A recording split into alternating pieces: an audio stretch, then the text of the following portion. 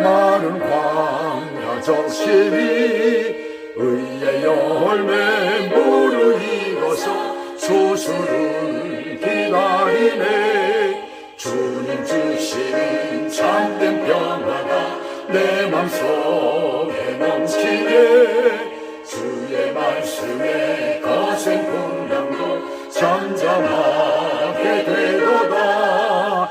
놀라우신 주의 은혜로 주의 맛을 보겠네. 평화로운 안식처에서 영원토록 쉬겠네.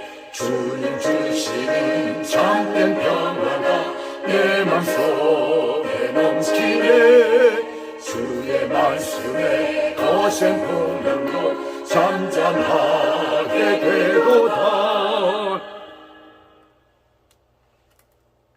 오늘 하나님의 말씀은 창세기 38장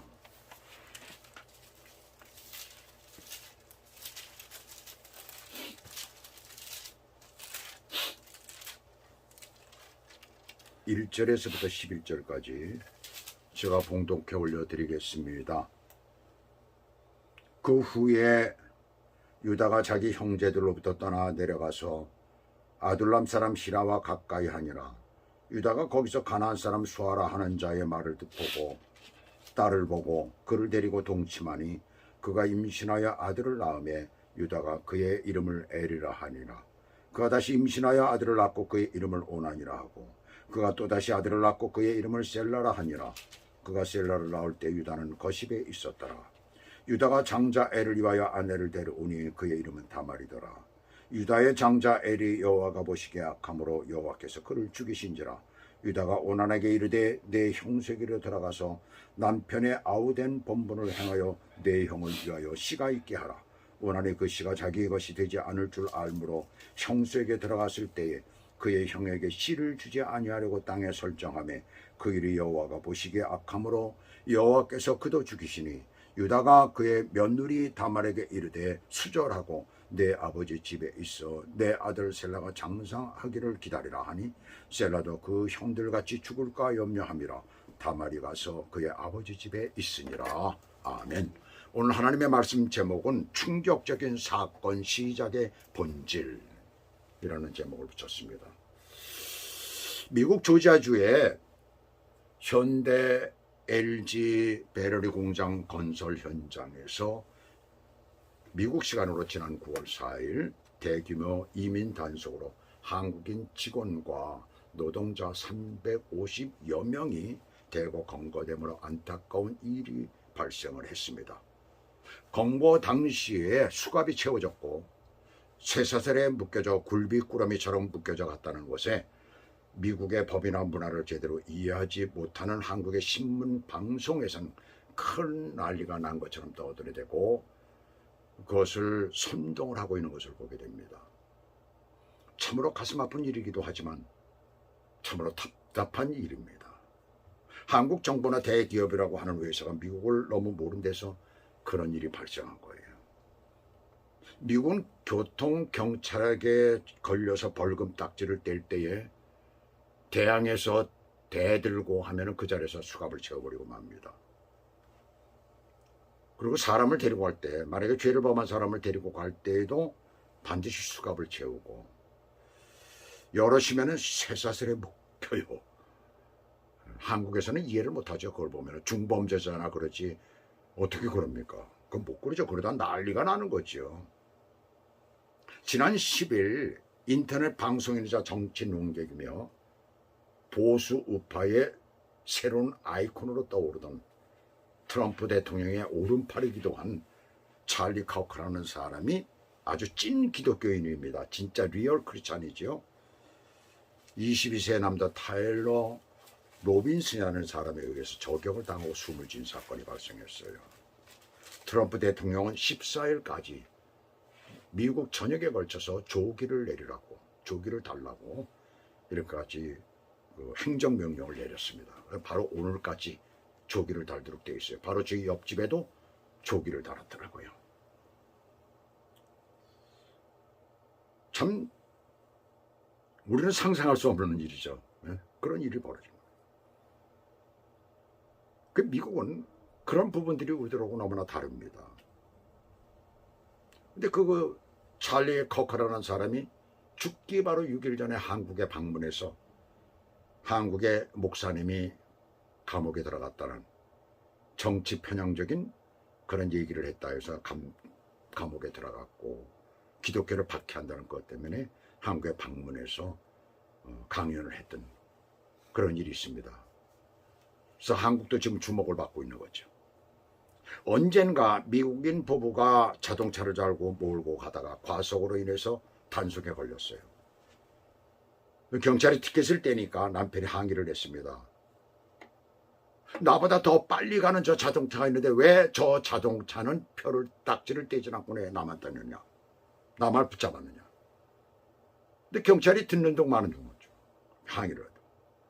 그 부인이 옆에서 있다가 화가 나니까는 경찰의 팔을 붙잡고 물어버리고 말았어요. 입으로 물었어요. 그랬더니 경찰이 방망이를 꺼내서 두 부부를 흠씬 두들겨 패가지고 도로상에서 그 부부가 뻗어버리는 일이 생겼었습니다. 자, 여기서 경찰이 감옥에 들어갔을까요? 안 들어갔을까요? 경찰은 감옥에 들어가지는 않았습니다. 공무집행을 하는 도중에 생긴 일이기 때문에 그렇습니다. 폭행을 당한 거 아니에요, 오히려 경찰이. 그 부분은요, 경찰에 넘겨줬어요. 재판에 넘겨줬어요. 얼마 전에 뉴저지주, 얼마 안 됐습니다. 뉴저지주 연방하원의원, 한국어로는 국회의원이지요. 이민 실태를 확인하러 미국 이민국에 갔었는데 너무 오래 머무르니까 이민국 직원이 나가라고 그랬어요. 여기 오래 있지 말고. 근데 불응을 하고 계속 뭐 때문에 말다툼하다가 이민국 직원을 갖다가 팔로 밀어버렸습니다. 조금 살짝 밀었어요. 그 즉시로 수갑을 채워서 감옥에 넣어놨습니다. 같이 따라갔던 시장도 감옥에 같이 들어간 거예요. 물론 그들은 정치인이기 때문에 쉽게 풀려났지만 이민국에서 그 연방의원을 검찰에 사건 의뢰함으로써 검찰에서 7년을 구형했고 그것이 현재 재판 중에 있습니다. 캘리포니아주 상원의원도 얼마 전에 법 집행을 방해함으로 즉시 체포 구금된 적이 있어요. 판사들도 자기 멋대로 법을 어긴 사람을 무죄로 석방했다고 해서 수년 전의 일로 인해서 감옥에 들어갔습니다. 한국에서는 상상도 할 수 없는 일이 이 미국에 일어납니다. 어찌 감히 판사를, 우리는 그렇게 생각을 하죠, 한국 사람들은. 어찌 감히 국회의원을, 상상도 할 수 없는 일이에요. 한국의 법은 뭐예요? 법치국가가 아닙니다. 미안한 얘기지만. 지금 한국은 그 사건으로 나라가 떠들썩하고 여러 가지 해석과 억측이 난무한데 가장 중요한 것은 그 나라 법을 알고 대처했어야 하는 거예요. 다른 나라 일본 등도 똑같은 입장이지만 그런 일이 없잖아요. 왜요? 개인이 국가에서 이미 그 문제들, 그것을 준비하고 손을 썼기 때문에 그렇습니다. 중국은 오래전부터 마약 유통하는 자를 잡으면 사형시킵니다. 그래서 한국인들이 가서 멋모르고 가서 마약하고 마약 유통을 하다 걸려가지고 그냥 사형을 당하는 거예요. 한국 정부에다 통보도 안 하고 그냥 사형을 시킵니다. 그런 사실을 다 알려지게 되는데도 방송국이나 신문사에서는 절대로 그걸 내지는 않습니다. 왜 그렇습니까? 지금 한국이 그렇게 돼 있어요. 많은 중국 자본이 방송국과 신문사를 장악하고 있기 때문에 그래야죠. 로마에서는 로마의 법을 따르는 것입니다. 고대 근동 지역은 시족, 부족 사회였기에 자신의 가문의 법과 도덕률이 있어요. 특히 야곱의 가문은 하나님께로부터 택함 받은 가족이기 때문에 그 법과 그 도덕률이 더욱 엄격했습니다. 그런데 그 엄격한 도덕적 신앙적 그 기준이 금이 가고 만 거예요. 로마서 본래 오늘 창세기 38장은 요셉의 이야기가 시작되는 과정에 필요한 내용이 아닙니다. 삽입 기사로 여기 써놓은 거예요. 그것도 요셉이 보디발의 집에 종으로 팔린 시점에 전혀 다른 이야기가 지금 등장하고 있습니다. 그것은 바로 앞으로 전개될 야곱의 가족이 애굽으로 이주해야 할 필연성을 지금 말해주고 있는 거예요. 사건 시작의 본질을 바로 알아야 하나님의 인류 구원의 전체 스토리를 우리가 이해할 수 있는 것입니다. 왜 애굽으로 하나님께서는 그저 그 민족을 키우기 위해서 그랬다라고만 쉽게 생각을 하는데 그 뒤에는 이런 엄청난 사건들이 있었기 때문에 하나님께서 필연적으로 그들을 애굽으로 이주시킬 수밖에 없었다는 것을 이 말씀을 통해서 여러분들 배우시기 바랍니다. 그렇다면 충격적 사건 시작의 본질은 무엇입니까? 첫째는 1절에서 5절까지 해서 언약 가문의 한심한 도덕적 수준에서 시작이 되었어요. 야곱의 가족이 야복 시내를 건너서 숫곳을 거쳐 세금에 이르러 그곳에서 베크시타의 땅을 사게 되죠. 그리고 정착을 합니다.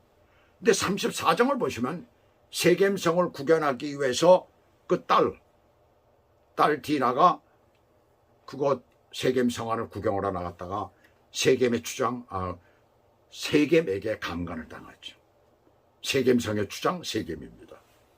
이에 분노한 야곱이 결혼을 허락하는 조건으로 남자들은 모두 할례를 받도록 하지요. 세겜성 안에 사는 사람들은. 근데 그들이 움직일 수 없을 때 한 3일까지는 움직이지 못하잖아요. 할례를 받으면.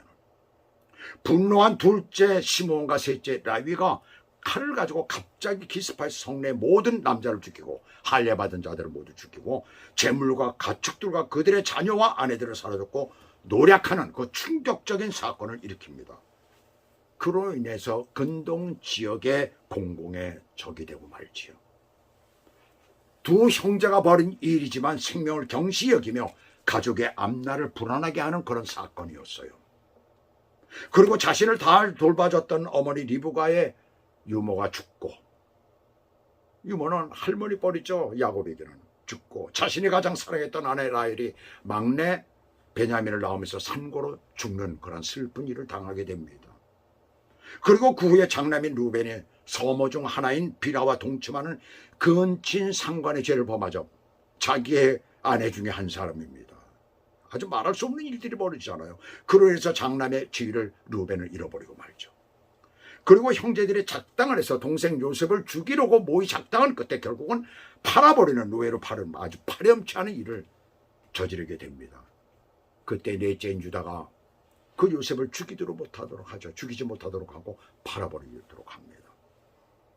여기서 그들의 도덕적 수준이 일반 이방인들만도 못하다는 것을 우리는 발견하게 돼요. 그렇다면 이러한 도덕적 수준의 문제는 무엇일까요? 바로 영적인 해이에서 비롯된 것입니다. 요한복음 6장 63절에서 예수님께서는 살리는 것은 영이니 육은 무익하니라. 내가 너에게 이른 말은 영이요 생명이라 라고 말씀하십니다. 영적인 도덕적 수준은 사람의 내면의 세계에서 비롯되며 이는 지성과 의지와 감성을 가진 인격체로서 영이신 하나님, 말씀, 성령과 연결이 됩니다. 그래서 영적인 사람은 언제나 기쁨과 평화, 선함과 친절, 온유함이 특징이에요. 어떤 역경이나 모욕이나 부당한 대우 속에서도 자제와 인내를 발휘합니다. 바로 이것이 영적인 사람이에요. 그 당시에는 성령께서 우리 안에 내주하는 일이 없었지만 오늘날은 성령 충만이 있잖아요. 예수님께서 이 땅에 오신 후로 성령을 우리에게 보내셨습니다. 그래서 오늘날은 성령 충만하면 이런 일이 벌어지는 일이 없어요. 이때 38장의 주인공 유다는 형제들의 실질적인 장남의 역할을 하는 사람으로서 요셉이 그렇게 된 것에 대한 그 양심의 가책을 느끼고 형제들 곁을 따라서 아둘람이라는 곳에 친하게 지내던 친구, 목축을 하는 사람이 있는데 그 집으로 갔지요. 거기서 머물다가 가나안 사람 수아의 딸을 보고 반해서 아내로 맞이하는 장면이 나옵니다. 그리고 아들 셋을 낳게 되지요. 결혼 후 유다의 가족은 아둘람 근처 도시인 거십에 살았어요. 그곳에 정착하고 있었죠. 이곳에서 어떤 일들이 벌어질까요? 두 번째는 6절에서 10절까지 했습니다. 신앙 교육의 부재입니다. 도덕의 부재가 첫 번째 있었으면 지금 두 번째는 신앙의 부재입니다. 신앙 교육이 잘못됐다는 얘기죠. 6절에 보시면 유다가 장차애를 위하여 아내를 데려오나 그의 이름은 다말이더라 그랬어요. 데려왔다는 것은 직접 신부감을 구했다는 거예요. 엘의 나이가 어렸기 때문일 거예요. 가나안이 성적으로 물러났기 때문에 그것을 일찍 방지하기 위함이었어요. 가나안 사람들에게 물들지 않은 신앙 교육을 온전히 할 생각으로 데리고 왔었던 것입니다. 그래서 데리고 온 신부가 바로 다말입니다. 가나안 사람이고요. 그런데 7절을 보시면 유다의 장자 엘이 여호와 보시기에 악함으로 여호와께서 그를 죽이신지라. 자, 이유도 없이 지금 결혼한 지 얼마 안 되는데 죽이셨어요. 정말 놀랄 일이죠. 무엇이 악한지 우리 성경에는 나오질 않고 있습니다. 그런데 원어상으로 보면 여기서 여호와 보시기에, 이 보시기에라는 말은 빼내라는 말인데 그 앞에 주로 라라는 단어가 붙어요. 그래서 라 빼네 여호와라고 나옵니다. 여호와 보시기에 악하다라고 해서 바로 라라는 말은 악하다라는 뜻을 가지고 있습니다. 나쁘다라는 뜻을 가지고 있어요. 그런데 이 라라는 말은 어떤 때에 악하다라고 붙여지느냐면 도덕적 결함이나 잘못에 대해서 사용할 때 사용되는 단어입니다. 뭔가 우리가 볼 때는 엘이 정말 아주 어려서부터 이렇게 차분하게 자랐기 때문에 보기에 굉장히 깨끗하고 착한 아이 같고 이랬었지만은 그러나 실적으로는 도덕적 결함이 있었다는 것을 여기서 말해주고 있는 거예요.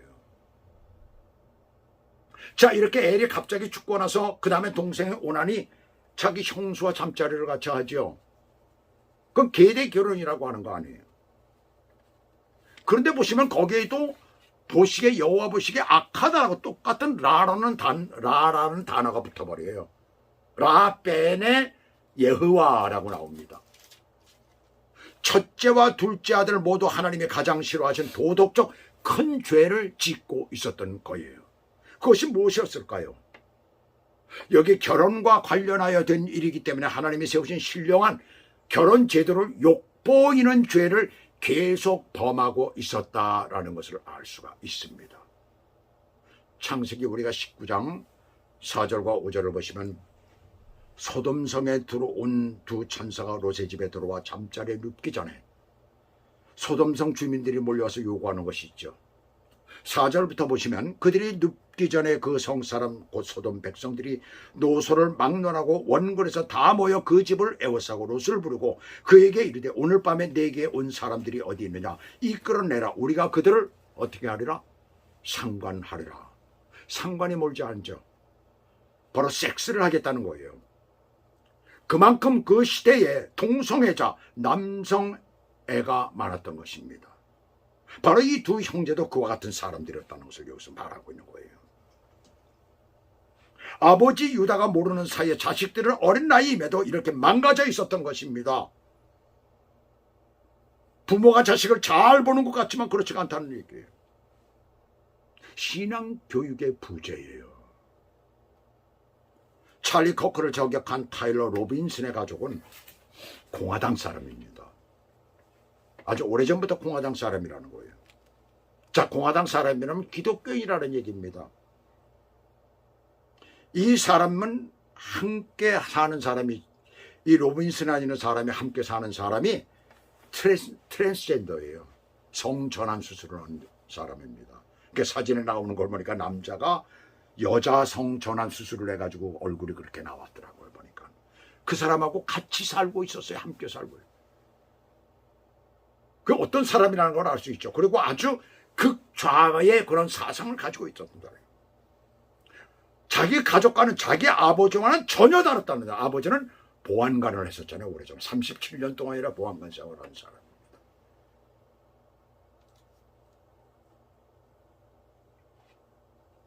게이드 결혼은 고대 근동 지방의 자신들의 부족을 번성시키기 위한 그런 것이죠. 근데 그와 같은 일이 지금 이 가정에 벌어지고 있는 거예요.